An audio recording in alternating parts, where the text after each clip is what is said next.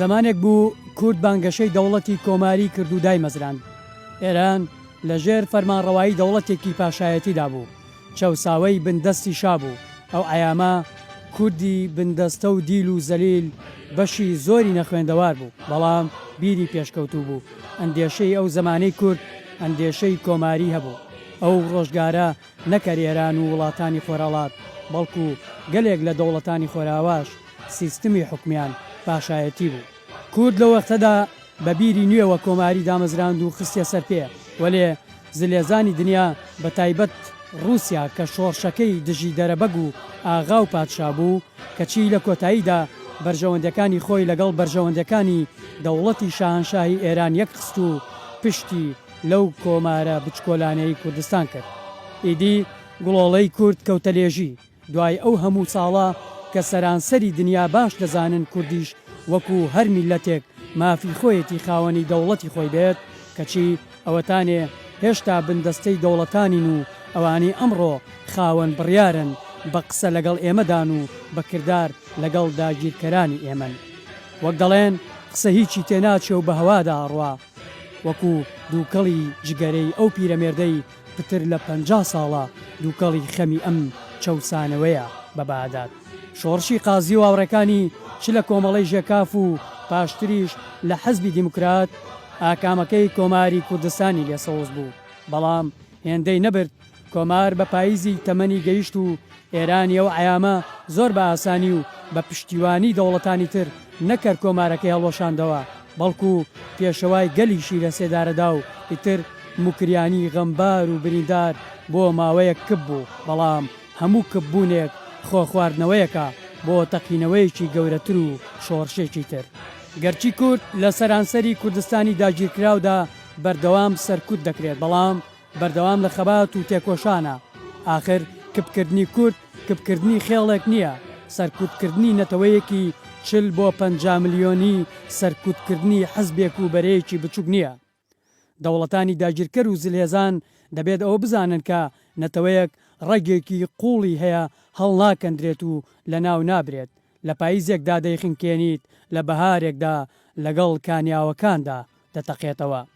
ئەمڕۆژ ساڵیادی لە سێدارەدان و شەیدکردنی پێشەوا قازی محەممەدی سەرۆکی ئەو کۆمارە ساوا و تاقانەی کووردە. قازی محەممەد لە ڕۆژی 1 ئایاری ساڵی 1893 لەدایک بووە و دادوەری کورد و سەرۆکی کۆماری کوردستان بوو. یەکێک بوو لە کەسایەتیە بەناوبانگەکانی ناوچەی موکریان کە لە ساڵی 1946 باوکاری چەند کەسێکی تر وڵاتێکی سربەخۆیان لە شاری مەهاباد دامەزراند.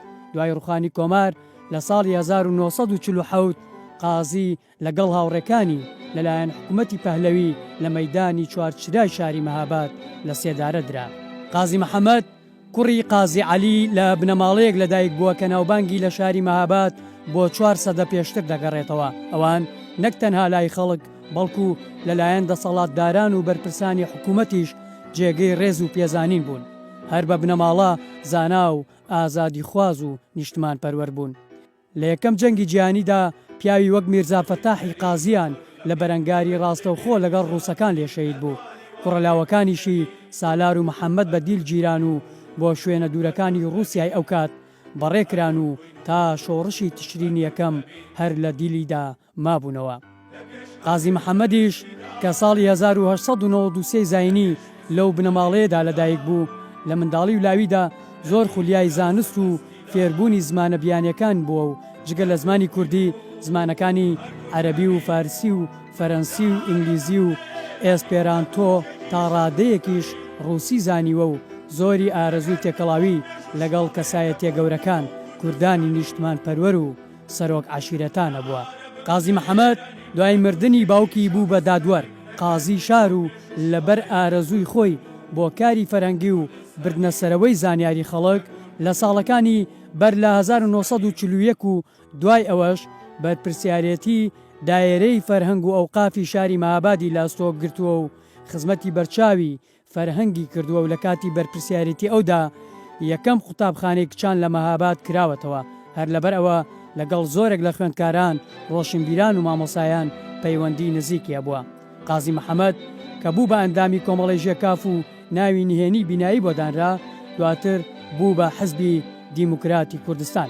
قازی محەممەد لە ماوەی دەسەڵاتداری کۆماری کوردستان ئەوەی پێویست بوو زۆر بەڕاشکاوی بە شای ئێران و قەوام سەرۆکوەزیرانی کاتی ئێرانی ڕاگەیان قامکی لەسەر لاوازەکانیان بەرامبەر بەگەلی کوردانە بە ئاشکرا پێی وتن ئێوە لە قسەکانی خۆتاندا دوودڵ و ناتانەوێت مەسەلەی کێشەی کورد چارەسەر بکەن. ئەگەرچی هەردوو کۆماری کوردستان و ئازەربایجان لەسەر پاڵپشتی سۆڤێت دامەزرێنران، بەڵام کۆماری کوردستان ڕاستەقینە ئارەزووی جەماوەری کورد بوو. سۆڤێت بۆ سوودی خۆی دەستی لە پاڵپشتی کێشایەوە و دەسەڵاتی تاران هەردوو کۆماری لاوازی مەهاباد و ئازەربایجانی خنکان کە تەمەنی کوردستان تەنها 11 مانگ بوو. لە ڕۆژی 6 ڕێبەندانی ساڵی 1940 لیژنەی تایبەت کە لە تارانەوە هێنرابوون قازی محەممەد و سەدر قازی و سەیف قازیان تۆمەتبار کرد، بەڵام ئەوان هەموو تاوانەکانیان ڕەت کردەوە و داوای بەڵگیان کرد. ئاشکرا بوو کەەوە دادگایە هیچ بەڵگەیەکی بەدەستەوە نەبوو کە بریتی بوون لە گۆڕین و دەستکاریکردنی نەخشەی وڵاتی ئێران، ڕاگەاندنی سربەخۆیی و داگیرکردنی بەشێک لە خاکی ئێران بە ناوی کوردستان، بازرگانیکردنی نەوت لەگەڵ سۆڤێت بەبێ ئاگاداری و ڕەزامەندی دەوڵەتی ناوەندی، سازکردنی نەخشەی کوردستانی گەورە، بەلکاندنی کوردستانی ئێران، عێراق، تورکیا و سووریاوە، هێنانە ناوەی بێگانە و بەشێک لە خاکی ئێران خستنە ژێردەستی کەسانی تر، هەروەها دانانی ئاڵای جیاواز بۆ کوردستان بە ناونیشانی چەکوچ و داس و بە شێوەی ئاڵای سۆڤێت و لێدانی سکەی پوڵ بۆ کوردستان بە وێنەی ڕوپیەی ڕووسی، بەڵام قازی تەواوی ئەو تۆمەتانی ڕەت کردەوە. پاشان دادگایەکە بەدانی بڕیاری لە سێدارەدانی هەرسێکیان کۆتایی هات، سەرەتاش بند کران، پێشەوا و هاوڕێیانی ئەوەندەی لە ماوەی 11 مانگەی کۆماری کوردستاندا هەوڵیاندا هەر ئەوەندە و زیاتری لەو دادگایەدا لە خۆبردووی و ئازایەتی خۆیان پیشاندا. لە بەرەبەیانی ڕۆژی 31 مارسی ساڵی 1940 پێشەوا قازی محەممەد، حەمەحسێن خانی سەیف قازی ئامۆزای و ئەبولقاسم سەدر قازی برای بە دەستی دوژمنانی گەلی کورد لە چوارچرای مەهاباد لە شوێنی دامەزراندنی کۆماری کوردستان لە سێدارە دران و شەید کران. هەر